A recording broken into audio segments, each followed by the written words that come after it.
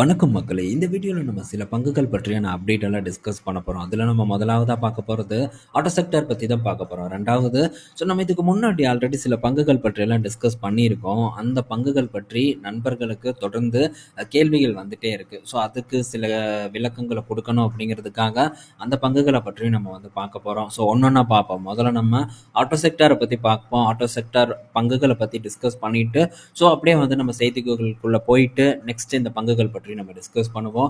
So first பார்த்தீங்கன்னா auto sales இந்த October மாதம் பிச்சுட்டு போயிருக்கு. சூப்பர் டூப்பர் பர்ஃபார்மன்ஸை பார்த்தீங்கன்னா ஒவ்வொரு கம்பெனியும் கொடுத்துருக்காங்க. ஸோ இந்த கம்பெனி அந்த கம்பெனின்னு இல்லாமல் அனைத்து கம்பெனிஸும் பார்த்தீங்கன்னா இந்த அக்டோபர் மாதம் வெறித்தனமாக விற்பனையாக பண்ணி வச்சுருக்காங்க.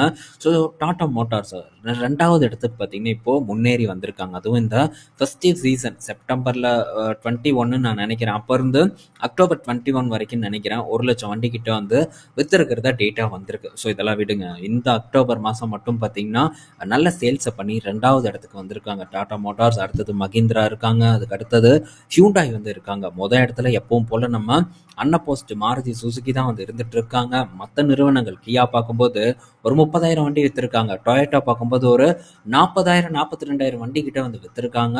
ஸோ ஒட்டுமொத்த ஆட்டோ நிறுவனங்களுமே நல்ல ஒரு விற்பனை நடத்தியிருக்காங்க. அதுக்காக செப்டம்பர் மாதம் எந்த நிறுவனத்தோட சேல்ஸும் படுகொலைக்கெல்லாம் போகலை. எப்பவும் போல ஆவரேஜான ஒரு சேல்ஸை நிறுவனங்கள் பண்ணியிருந்தாங்க.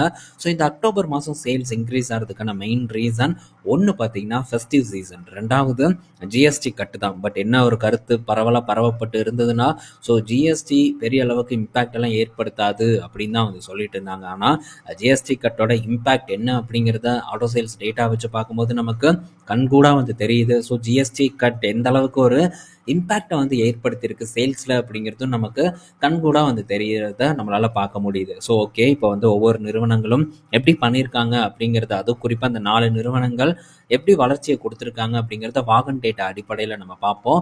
ஸோ இதில் ஃபஸ்ட்டு பார்த்தீங்கன்னா மாருதி சுசுகி இருக்காங்க. மந்த் ஆன் மந்த் க்ரோத் பார்த்தீங்கன்னா 93% இருக்கிறதுலையே அதிகப்படியான ஒரு வளர்ச்சி பார்த்தீங்கன்னா மாருதி சுசுகி தான் காட்டியிருக்காங்க. 2,38,534 யூனிட் பார்த்தீங்கன்னா அக்டோபர் மாதம் விற்றுருக்காங்க. என்னென்ன வண்டியை விற்று தொலைஞ்சான்னு தெரியல. ஸோ இந்த விக்டோரிஸ் எல்லாம் எவ்வளோ விற்றுருக்கு அப்படிங்கிறத பார்க்க தான் ஆர்வமாக இருக்கும். பட் இன்னும் அந்த டேட்டா இண்டிவிஜுவலாக இந்த நம்பர் தான் விற்றுருக்குன்னு நமக்கு கிடைக்கல கண்டிப்பாக. ஸோ அதிகமாக விற்ற வண்டிகளில் ஒன்று டாட்டா முதல் இடத்துல இருக்கணும், அப்படி இல்லைன்னா மாருதி சுசுகி இது இருக்கிறதுக்கான வாய்ப்பு தான் அதிகமாக இருக்குன்னு நான் நினைக்கிறேன். ஏன்னா கண்ணா பின்னான்னு சேல்ஸ் நடந்திருக்கு. ஸோ இது குமுலேட்டிவாக எல்லா மாடல்ஸ்லையும் நடந்திருக்கா, இல்லை பர்டிகுலர் மாடல் ஏதாச்சும் நல்ல ஒரு சேல்ஸை கொடுத்துருக்காங்கிறத பொறுத்து இருந்து பார்க்கணும். ஸோ மாருதி சுசுகி கலக்கிட்டாங்க. டாடா மோட்டார்ஸ் பார்க்கும்போது 74,705 யூனிட் கிட்ட விற்றுருக்காங்க. ஸோ மிகப்பெரிய ஒரு மைல் ஸ்டோன் அப்படின்னு சொல்லலாம் டாடா மோட்டார்ஸ்க்கு. ஸோ இது மந்த் ஆன் மந்த் க்ரோத்து பார்க்கும்போது 82 கரெக்டாக 81% க்ரோத்து டாடா மோட்டார்ஸில் நடந்திருக்கு. அதே மாதிரி மஹிந்திரா 66,800 யூனிட் விற்றுருக்காங்க. ஸோ இவங்க ஒரு 77% க்ரோத்தை கொடுத்துருக்காங்க. ஹியூண்டாய் பார்க்கும்போது 65,000 யூனிட் விற்றுருக்காங்க. இவங்க ஒரு 81% க்ரோத்தை பார்த்தீங்கன்னா கொடுத்துருக்காங்க. ஸோ சூப்பரான ஒரு பர்ஃபார்மன்ஸை எல்லா ஆட்டோ செக்டார் பங்குகளும் பண்ணியிருக்காங்க, ஆட்டோ செக்டார் நிறுவனங்களும் பண்ணியிருக்காங்க. ஸோ இன்னும் டூ வீலர் நம்ம பார்க்கல. டூ வீலரை நம்ம நாளைக்கு பார்ப்போம். ஸோ இப்போது டாடா மோட்டார்ஸை பொறுத்த வரைக்கும் 2 மாடல் தான் சக்கப்போடு போட்டுட்ருக்கு. ஒன்று நெக்ஸான், இன்னொன்று பார்த்தீங்கன்னா பஞ்சா இருக்குது. இந்த ஃபெஸ்டிவ் சீசனில் கூட 70,000 யூனிட்டுக்கு மேலே வித்த வாகனங்கள் வித்த நம்பர்ஸ்ன்னு பார்த்தா ஸோ இந்த 2 வண்டியுமா தான் இருக்குது. ரெண்டும் பெரிய அளவுக்கான ஒரு நம்பரை பார்த்தீங்கன்னா கொண்டு வந்திருக்கு. ஸோ இந்த இடத்துல இவங்களுடைய பெரிய காஸ்ட் இருக்கக்கூடிய மாடல்ஸ் பார்த்தீங்கன்னா அதிகப்படியாக விற்கிறது இல்லை. ஸோ நெக்ஸானில் டாப் எண்ட் பார்க்கும்போது 17-18 லட்சம் வரைக்கும் இருக்குன்னு நான் நினைக்கிறேன். பட் எத்தனை பேர் நெக்ஸானில் இந்த டாப் எண்ட் போவாங்க அப்படிங்கிறது தெரியல. ஸோ இப்போது டாடா மோட்டார்ஸ் பொறுத்த வரைக்கும் போன குவார்ட்டரில், அதாவது Q1ல் கிட்டத்தட்ட 1,04,000 கோடி கிட்ட டாடா மோட்டார்ஸ் டோட்டலாக ரெவன்யூவை ரெஜிஸ்டர் பண்ணியிருக்காங்க. இதில் முக்காவாசி கிட்டத்தட்ட 76,000 கோடிக்கு மேலே ரெவன்யூ பார்த்தீங்கன்னா JLR கிட்ட இருந்து தான் வந்துட்டு இருக்கு. ஸோ மிச்சம் ஒரு 11,000 கோடி கிட்ட பார்த்தீங்கன்னா டொமஸ்டிக் பேசஞ்சர் வெஹிக்கிள், அதாவது இந்த நெக்ஸான், பஞ்சு, அப்புறம் ஹரியர், சஃபாரி போன்ற வாகனங்களோட விற்பனை மூலியமா ஒரு 11,000 கோடி கிட்ட பார்த்தீங்கன்னா போன குவார்ட்டரில் வருமானமாக வந்து ஜென்ரேட் பண்ணியிருக்காங்க. ஸோ இதுதான் டொமஸ்டிக் பிஸ்னஸ் மூலியமா டாடா மோட்டார்ஸ் ஜெனரேட் பண்ணக்கூடிய வருவாயாக வந்து இருக்குது. பேலன்ஸ் எல்லாம் பார்க்கும்போது கமர்ஷியல் வெஹிக்கிளாக வந்து இருக்குது. ஸோ கமர்ஷியல் வெஹிக்கிளோட சேல்ஸ் பார்த்தீங்கன்னா டொமஸ்டிக்கில் இருக்க பேசஞ்சர் வெஹிக்கிள் சேல்ஸை விட அதிகப்படியாக வந்து இருக்குது. அதாவது ரெவன்யூ அதிகமாக இருக்குது. ஸோ நல்ல ஒரு பர்ஃபார்மன்ஸாக கமர்ஷியல் வெஹிக்கிள் கொடுத்துட்டு இருக்காங்க. இப்போதைக்கு இந்த டாடா மோட்டார் பேசஞ்சர் வெஹிக்கிள் பங்கில் இருக்கக்கூடிய ஒரு ப்ராப்ளம் அப்படின்னு பார்த்தா இந்த ஜேஎல்ஆர் தான் ஒரு ப்ராப்ளமாக இருக்குது. ஸோ தொடர்ந்து பார்த்தீங்கன்னா அவங்களுடைய சேல்ஸ் வந்து குளோபலாக டிக்ளைன் ஆகிட்டு இருக்கு. இதை தொடர்ந்து நம்மளும் டிஸ்கஸ் பண்ணிட்டு இருக்கோம். ஸோ இப்போ டாடா மோட்டார்ஸ் இன்னும் கொஞ்சம் வந்து ரீட்டைல் இன்வெஸ்டர்ஸ்க்கு அட்ராக்டிவாக மாறி இருக்கும். ஏன்னா ஸோ இப்போது தனியாக வந்து டீமர்ஜ் பண்ணி விட்டதுக்கப்புறம் வெறும் 400 கிட்ட தான் டாடா மோட்டாரோட ப்ரைஸ் இருக்குது. ஸோ 1100 இருக்கும்போதே ஸோ நல்ல க்ரோத்தை கொடுக்குன்னு தொடர்ந்து வாங்கின ரீட்டைல் இன்வெஸ்டர்ஸ் 400 தான் இருக்குது, நம்ம தொடர்ந்து வாங்குவோம் அப்படிங்கிற ஒரு எண்ணத்தில் போகிறதுக்கான வாய்ப்பும் இருக்குது. ஆனால் ஸோ ரொம்ப வந்து நம்ம கேர்ஃபுல்லாக இருக்கணும். ஏன்னா முக்கால்வாசிக்கு மேலே ரெவன்யூ பார்த்தீங்கன்னா முக்கால்வாசி இல்லை, இப்போ நம்ம டாடா மோட்டார் பேசஞ்சர் வெஹிக்கிள் அப்படின்னு எடுத்துக்கிட்டோம்னா ஸோ ஒரு 10% தான் வந்து டொமஸ்டிக் சேல்ஸ் வந்து கான்ட்ரிபியூட் பண்ணும். பேலன்ஸ் எல்லாமே ஜேஎல்ஆரோட பர்ஃபார்மன்ஸாக தான் வந்து இருக்கும். ஒன்ஸ் ஜேஎல்ஆரோட பர்ஃபார்மன்ஸ் சூப்பராக தூக்கலாக இருந்ததுன்னா டாடா மோட்டார் பேசஞ்சர் வெஹிக்கிளோட பர்ஃபார்மன்ஸ் பார்த்தீங்கன்னா சூப்பராக இருக்கும். இன்கேஸ் வந்து அந்த இடத்துல சூழ்நிலை சரியில்லை, இப்போவே பார்த்தீங்கன்னா சூழ்நிலை சரியில்லாமல் இருக்குது. ஸோ இது தொடர்ந்து கண்டினியூ ஆச்சுன்னா கண்டிப்பாக ஒரு பெரிய இம்பேக்ட் வந்து டாடா மோட்டார் பேசஞ்சரில் ஏற்படும். ஆனால் கமர்ஷியல் வெஹிக்கிளில் அந்த மாதிரியான ஒரு இஷ்யூ வந்து ஏற்படாது. ஸோ எனக்கு கமர்ஷியல் வெஹிக்கிள் பங்கு பார்த்தீங்கன்னா டெஃபினட்டாக வந்துடும். ஏன்னா நான் இதுக்கு முன்னாடியே வாங்கியிருக்கேன். ஸோ அதனால் ஸ்ப்ளிட் ஆகும்போது இந்த நவம்பர் 15 இல்லை அதுக்கு மேலேயோ வந்து இந்த கமர்ஷியல் வெஹிக்கிள் பங்குகள் பார்த்தீங்கன்னா கிரெடிட் ஆக ஆரம்பிச்சிடும். பட் புதுசாக மேபி வந்து எங்கிட்ட இல்லை அப்படின்னா டாடா மோட்டார் கமர்ஷியல் என்னை பொறுத்த வரைக்கும் பெட்டராக இருக்கும். பட் அதுவும் நம்ம வந்ததுக்கப்புறம் என்ன மாதிரியான ஒரு மதிப்பில் இருக்குது அப்படிங்கிறதெல்லாம் பார்த்துட்டு அதுக்கப்புறமா வந்து டிஸ்கஸ் பண்ணுவோம். அசோக் லேலாண்டோட ஒரு கம்பாரிசனை வந்து போடுவோம். போட்டதுக்கப்புறம் ஒர்த்தாக நமக்கு தெரிஞ்சதுன்னா டாடா மோட்டார் கமர்ஷியலை வந்து நம்ம ஃபோக்கஸ் பண்ணுறதுக்கு வந்து ட்ரை பண்ணலாம். இது என்னுடைய ஒரு கருத்து. டாடா மோட்டார் பேசஞ்சர் வெஹிக்கிள் பக்கம் நம்ம இப்போதைக்கு தலை வச்சு படுக்காமல் இருக்கிறது நல்லது. உங்ககிட்ட கண்ணில் காட்டக்கூடிய செய்திகள் எப்படி இருக்குன்னா நெக்ஸான் சேல்ஸ் பாரு நம்பர் 1 இடத்துக்கு வந்துருச்சு, பஞ்சோட சேல்ஸை பாரு நம்பர் 1 இடத்துக்கு வந்துருச்சு அப்படின்னா ஸோ உங்கள் கண்ணில் வந்து செய்திகளை வந்து காட்டுவாங்க. பட் இந்த நெக்ஸானோ பஞ்சோ இதெல்லாம் வித்து டாடா மோட்டார் பேசஞ்சர் வெஹிக்கிளுக்கு பெருசாக வந்து அப்படியே தூக்கி நிறுத்த முடியாது. விற்கணும், ஒன்றும் அதில் மாற்று கருத்து இல்லை. பட் என்னதான் அவங்க லாபம் பண்ணாலும் இன்னொரு பக்கம் ஜேஎல்ஆர் ஏதாச்சும் ஒரு சொதப்புச்சுன்னா இப்போ சொதப்பிட்டு தான் இருக்குது. பட் இன்னும் வந்து பேலன்ஸ் ஷீட்டில் ரிஃப்ளெக்ட் ஆகாமல் இருக்குது. ஸோ சேல்ஸ் தொடர்ந்து டிக்ளைன் ஆகிட்டு இருக்கு. ஒரு இம்பாக்ட் ஏற்பட்டதுன்னா இந்த நெக்ஸான் விற்கிறதோ இல்லை பஞ்சு விற்கிறதோ ஸோ பங்கோட விலையை தூக்கி நிறுத்தாது, பேட்டையும் பார்த்தீங்கன்னா தூக்கி நிறுத்தாது. இதை வந்து ஞாபகத்தில் வச்சுக்கோங்க. ஒரு வருஷமாக பார்த்தீங்கன்னா தொடர்ந்து இந்த ஒரு விஷயத்த நான் டிஸ்கஸ் பண்ணிகிட்டே தான் இருக்கேன். ஸோ இப்போ எல்லாம் என்ன நினைக்கிறாங்கன்னா பங்குகளை வாங்குறத பற்றி மட்டும்தான் பேசணும் அப்படின்னு நினைக்கிறாங்க. வாங்காமல் இருக்கிறது ரொம்ப முக்கியம். அதுதான் ஷேர் மார்க்கெட்டில் ஒரு முக்கியமான ஒரு ஆட்டமே. ஸோ வாங்குறது மட்டுமே கேம் இல்லை, வாங்காமல் இருக்கிறது தான் மிகப்பெரிய ஒரு கேம். ஸோ நல்ல ஒரு இடத்துக்கு வரும்போது நம்ம வாங்கணும்னா எந்த ஒரு தவறும் இல்லை. ஸோ நம்ம வாட்டுக்கு போயிட்டு தினமும் வாங்கிட்டே இருக்கணும்ன்ட்டு வாங்கினோன்னா கண்டிப்பாக வந்து இம்பேக்டில் தான் வந்து மாட்டுவோம். ஸோ அதனால் இருக்கக்கூடிய விஷயங்களை டீட்டெயிலாக வந்து டிஸ்கஸ் பண்ணியிருக்கேன். ஸோ நண்பர்களுக்கு யூஸ்ஃபுல்லாக இருக்கும்னு நான் நினைக்கிறேன். ஸோ அடுத்தடுத்த அப்டேட்குள்ளே போகலாம். நெக்ஸ்ட்டு பார்க்கும்போது டாடா மோட்டார் கமர்ஷியல் வெஹிக்கிளோட சேல்ஸ் பார்த்தீங்கன்னா 7% வந்து க்ரோவ் ஆகிருக்கு. இதில் டொமஸ்டிக் கமர்ஷியல் வெஹிக்கிள் சேல்ஸ் பார்த்தீங்கன்னா 35,108 யூனிட்டாக இருக்குது. இதுவே போன வருஷம் இதே அக்டோபரில் 32,708 யூனிட்டாக இருந்திருக்கு. ஸோ ஒரு 7% வந்து ரைஸ் ஆகிருக்கு. நல்ல ஒரு பர்ஃபார்மன்ஸை பார்த்தீங்கன்னா டாடா மோட்டார் கமர்ஷியல் வெஹிக்கிள் கொடுத்துருக்காங்க. ஸோ இப்போது நம்ம மார்க்கெட்டை பொறுத்த வரைக்கும் மட்டும் இல்லாமல் குளோபலாகவும் Tata Motors and Ashok Leyland ரெண்டுமே மிகப்பெரிய ஒரு நிறுவனமாக தான் இருந்துட்டு வந்துட்டு இருக்காங்க. ஸோ இதில் ரெண்டு நிறுவனங்களோட பங்கும் பார்த்தீங்கன்னா என்கிட்ட இருக்குது அப்படின்னு சொல்கிறதுக்கே எனக்கு ரொம்ப சந்தோஷமாக இருக்குது. பட் நமக்கு திரும்ப ஆப்பர்ச்சுனிட்டி வந்ததுன்னா கண்டிப்பாக அதை ஃபோக்கஸ் பண்ணுறதுக்கு நம்ம திங்க் பண்ணலாம். அவசரம் மட்டும் படாமல் இருக்கணும் நண்பர்கள். அடுத்தது அசோக் லேலண்டோட பர்ஃபார்மன்ஸ். ஸோ டொமஸ்டிக் சேல்ஸ் பார்த்தீங்கன்னா 16,000 யூனிட்டாக இருக்குது. டாடா மோட்டார்ஸ் கூட கம்பேர் பண்ணும்போது பாதிக்கு பாதி வந்து குறைவாக தான் வந்து இவங்க பர்ஃபார்மன்ஸ் பண்ணிகிட்டு இருக்காங்க. ஏன்னா அந்தளவுக்கு இது பெரிய நிறுவனம். ஸோ அசோக் லேலண்ட் டாடா மோட்டார்ஸ் கூட கம்பேர் பண்ணும்போது இவங்களோட ஒரு பிஸ்னஸ் பார்த்தீங்கன்னா ஓரளவு சின்ன பிஸ்னஸாக தான் வந்து இருந்துகிட்ருக்கு. பட் இதுக்கப்புறம் பார்த்தீங்கன்னா வேறு யாரும் பெரிய அளவுக்கான ஒரு போட்டியாளர் வந்து இல்லை. எய்ச்சர் இருப்பாங்க, ஒரு 8,000 யூனிட்டோ இல்லை ஒரு 7,000 யூனிட் கிட்டேயோ வந்து விற்றுருப்பாங்கன்னு நான் நினைக்கிறேன். பட் செகண்ட் பொசிஷனில் அதிகப்படியான மார்க்கெட் ஷேரை அசோக் லேலண்ட் தான் வச்சுருக்காங்க. ஸோ நல்ல ஒரு பர்ஃபார்மன்ஸை இந்த வருஷம் கொடுத்துருக்கு, இந்த அக்டோபரில் கொடுத்துருக்காங்க.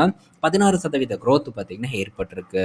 ஸோ மஹிந்திராவோட கமர்ஷியல் வெஹிக்கிள் பார்க்கும்போது, அதாவது ஹெவி வெஹிக்கிள் பார்க்கும்போது ஒரு 2,000 யூனிட் கிட்ட பார்த்தீங்கன்னா விற்றுருக்காங்க. 2034 வண்டிகள் பெரிய பஸ் அண்ட் இந்த ட்ரக்கில் பார்த்தீங்கன்னா விற்பனை பண்ணியிருக்கிறதா டேட்டா வந்திருக்கு. ஸோ இதுவே பார்த்தீங்கன்னா ஒரு நல்ல growth தான். ஸோ தொடர்ந்து இவங்களும் ஸ்லோவாக வந்து க்ரோ ஆகிட்டு தான் இருக்காங்க. மகீந்திரா 2000 யூனிட்டுங்கிறது நல்ல நம்பர்ஸ் தான். ஃபியூச்சரில் க்ரோ ஆவாங்கன்னு நான் நினைக்கிறேன்.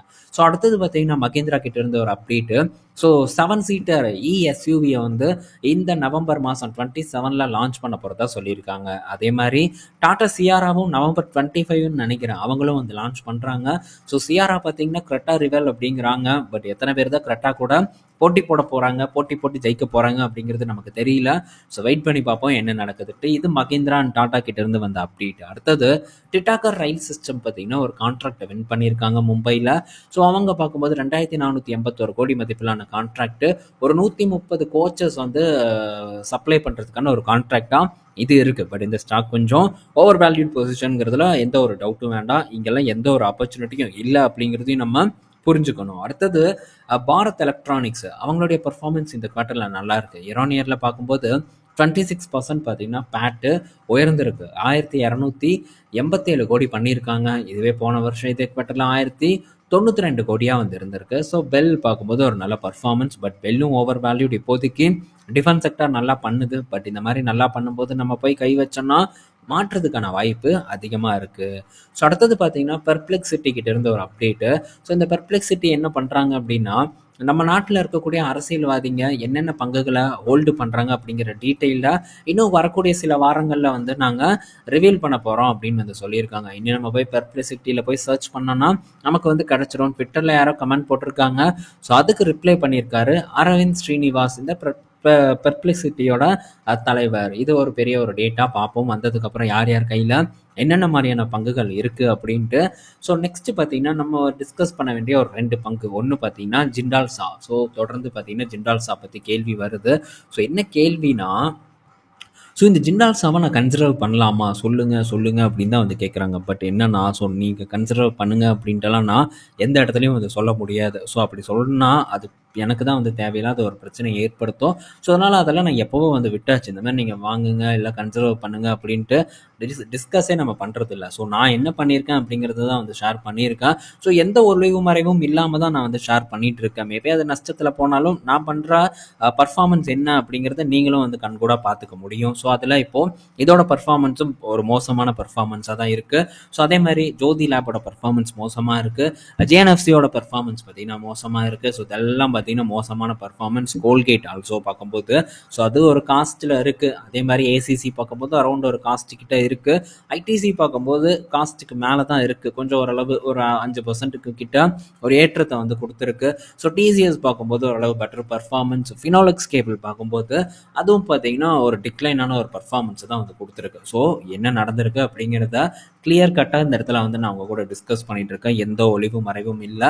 அதே சமயத்தில் எந்த பங்கும் சரி, ஃபினாலெக்ஸ் கேபிளும் சரி, எதுவும் சரி நீங்கள் வாங்குங்க அப்படிங்கிற ஒரு பரிந்துரை நான் வந்து டெஃபினட்டாக வந்து ஷேர் பண்ணவே வந்து மாட்டேன். ஏன்னா டிசிஷன் உங்களோட தான் வந்து இருக்கணும். ஏன்னா இந்த ஜிண்டால்ஸாலேயே பல கமெண்ட்ஸ் எல்லாம் நான் வந்து பார்த்துருக்கேன். ஸோ இந்த மாதிரி எதுவும் நமக்கு அது மட்டும் இல்லை, என்னென்ன ப்ராப்ளம் வரும் அப்படிங்கிறது உங்களுக்கு தெரியும். அதனால் ஸோ இந்த மாதிரி நம்ம கன்சிடர் பண்ணுங்க அப்படின்ட்டுலாம் எந்த இடத்துலையும் டிஸ்கஸ் பண்ணுறது இல்லை. பட் நான் வாங்கியிருக்கேன் இந்த பங்கில்.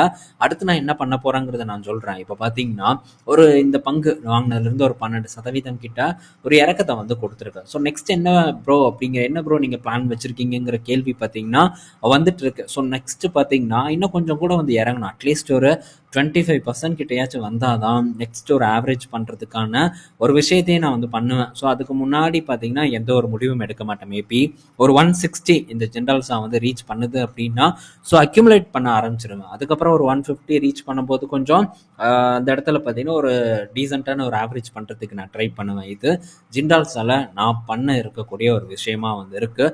பட் வாங்கினதுலேருந்து ஒரு 12% கரெக்ட் ஆகிருக்கு. ஸோ என்ன பர்ஃபார்மன்ஸ் வருது அப்படிங்கிறது நம்ம பொறுத்திருந்து தான் வந்து பார்க்கணும். அடுத்தது குஜராத் கேஸ். ஸோ ஒரு நண்பர் வந்து கேட்டிருந்தாரு, நேற்றே நம்ம பார்த்தோம். ஸோ இப்போதைக்கு இந்த கேஸ் செக்டர் பங்குகள் இப்போ நம்ம கெயிலோட ரிசல்ட்டை பார்த்தோம். பர்ஃபார்மன்ஸ் பார்த்தீங்கன்னா கொஞ்சம் புவரான ஒரு பர்ஃபார்மன்ஸாக தான் இருக்குது. பட் அதுக்குன்னு மோசம் அப்படின்னு எல்லாம் சொல்ல முடியாது. டிக்ளைனான ஒரு பர்ஃபார்மன்ஸை வந்து கொடுத்துருக்காங்க. எனக்கு தெரிஞ்சு எம்ஜிஎலோட பர்ஃபார்மன்ஸும் கொஞ்சம் டிக்ளைனான பர்ஃபார்மன்ஸ், மோசம்னு கூட சொல்லலாம். குஜராத் கேஸோட பர்ஃபார்மன்ஸும் கொஞ்சம் மோசமான பர்ஃபார்மன்ஸாக வருவதற்கான வாய்ப்பு இருக்குன்னு நான் நினைக்கிறேன். ஸோ இப்போ இந்த பங்கு பார்த்தீங்கன்னா ஒரு நல்ல சப்போர்ட் கிட்டே இருக்குது. எத்தனை நண்பர்கள் அந்த டைம்ல இருந்து பார்க்குறீங்கன்னு எனக்கு தெரில. ஸோ இது வந்து நம்ம இதுக்கு முன்னாடி ஒருக்கா வந்து ஃபோக்கஸ் பண்ணி அதுக்கப்புறம் ஒரு நல்ல ரேலி வரும்போது இதில் கிட்டத்தட்ட ஒரு 45%க்கு மேலான ரிட்டர்னை பார்த்துட்டு எக்ஸிட் பண்ணோம். பட் இந்த பங்கு நான் வாங்கினதுக்கப்புறம் பார்த்தீங்கன்னா ஸோ ரொம்பவே வந்து கொஞ்சம் அலக்கழிச்சிட்டு இருந்தது. ஸோ இந்த ஒரு ஜோனில், இந்த சப்போர்ட்டில் பார்த்தீங்கன்னா இந்த பங்கு வந்து நான் ஃபஸ்ட்டு வந்து வாங்கினேன். அங்கேருந்து தொடர்ந்து பார்த்தீங்கன்னா பர்ஃபார்மன்ஸே இல்லை, மேலே ஏறும் திரும்ப இறங்கும். ஸோ ஒன்ஸ் பார்த்தீங்கன்னா 400 கிட்ட கூட வந்துச்சு. இதோட ஆவரேஜ் என்னோட காஸ்ட் பார்த்தீங்கன்னா அரௌண்ட் ஒரு 420 கிட்ட பார்த்தீங்கன்னா இருக்கும். நிறைய நண்பர்கள் அந்த டைம் வந்து இதை வாங்கியிருந்தாங்க, அந்த ஞாபகம் நல்லா இருக்குது. ஸோ அங்கேருந்து ஒரு நல்ல ஏற்றம் கொடுக்கும்போது இந்த இடத்துல நான் எக்ஸிட் ஆகிட்டேன்.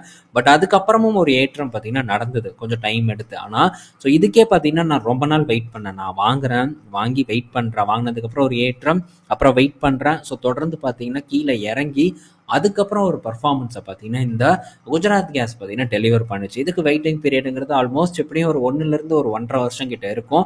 1லேருந்து ஒரு 1.5 வருஷத்துக்கு 45% ரிட்டர்ன் அப்படிங்கிறது என்னை பொறுத்த வரைக்கும் ஒரு நல்ல பர்ஃபார்மன்ஸை தான் நான் பார்க்குறேன். ஸோ வாங்கின உடனே ஏறணும்ன்ட்டு எதிர்பார்த்தோம்னா எதிர்பார்ப்பு பொய்யா தான் வந்து போகும். ஸோ என்னை பொறுத்த வரைக்கும் இந்த ஒரு 400க்கு கீழே போச்சுன்னா ஒரு ஆப்பர்ச்சுனிட்டி இருக்குது. பட் இங்கேருந்து இது எவ்வளோ நாள் ஆகும் திரும்ப ஒரு நல்ல பர்ஃபார்மன்ஸை கொடுக்குறக்கு அப்படின்னலாம் எனக்கு வந்து தெரியாது. ஆனால் நல்ல ஒரு சான்ஸ் பார்த்தீங்கன்னா இருக்குது. ஸோ வந்ததுன்னா நான் அப்டேட் பண்ணலான்ட்டு இருந்தேன். பட் நண்பர்கள் கேட்டுகிட்டே இருந்தனால திரும்ப வந்து எடுத்துகிட்டு வந்திருக்கேன். ஸோ பார்ப்போம், வரும்போது மேபி நான் வந்து ஃபோக்கஸ் பண்ணேன்னா அந்த அப்டேட் அவங்க கூட நான் ஷேர் பண்ணுறேன். பட் இதெல்லாம் பார்த்தீங்கன்னா வெயிட்டிங் பீரியட் ரொம்ப இருக்கக்கூடிய ஒரு பங்குகள்ங்கிறதுல மாற்றுக்கிறது இல்லை. ஆனால் இடப்பட்ட டைமில் மெர்ஜர் அப்டேட் இருக்குது. ஸோ மெர்ஜர் அப்டேட்டு திரும்ப வந்து ஏதாச்சும் ஒன்று போட்டு காமிச்சானுங்கன்னா ஒரு நல்ல பர்ஃபார்மன்ஸ் கொடுக்கறதுக்கான சான்சஸ் கூட அதிகமாக இருக்குது அப்படிங்கிறத மட்டும் மைண்டில் வச்சுக்கோங்க. நான் இந்த குஜராத் கேஸை வித்துட்டு தான் ஜிஎஸ்பியில் வந்து நான் ஃபோக்கஸே வந்து பண்ணினேன். அதுவும் வந்து நண்பர்களுக்கு தெரியும், தொடர்ந்து வந்து வாட்ச் பண்ணிட்டு இருக்கக்கூடிய நண்பர்களுக்கு. ஸோ அதுவும் பார்த்தீங்கன்னா இப்போ ப்ராஃபிட்டபுளாக தான் இருக்குது. ஸோ பார்ப்போம் என்ன நடக்குது அப்படின்ட்டு. ஸோ இந்த வீடியோவில் நம்ம பல இன்ஃபர்மேஷன் பற்றி டிஸ்கஸ் பண்ணியிருப்போம், பயனுள்ளதாக இருக்கும்னு நான் நினைக்கிறேன். ஸோ நாளைக்கு இன்னொரு வீடியோவில் நம்ம மீட் பண்ணுவோம். பாய் மக்களே.